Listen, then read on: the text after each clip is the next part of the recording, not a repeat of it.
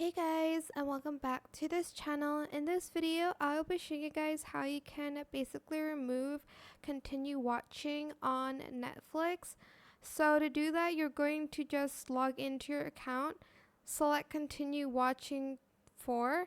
If you want to just like explore all, but for instance, the movie is right here.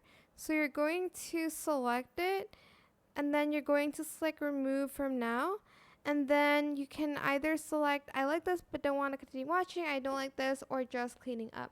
I'm just going to select the just cleaning up, and it's going to remove the movie from continue watching for you.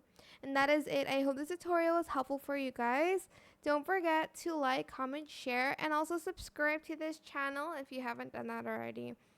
If you have any more questions about this video, just leave it in the comment section down below. I'll try my best to answer them all for you guys. If you found this video helpful, please click the thanks button as well. That is it. Thank you so much for watching. Bye!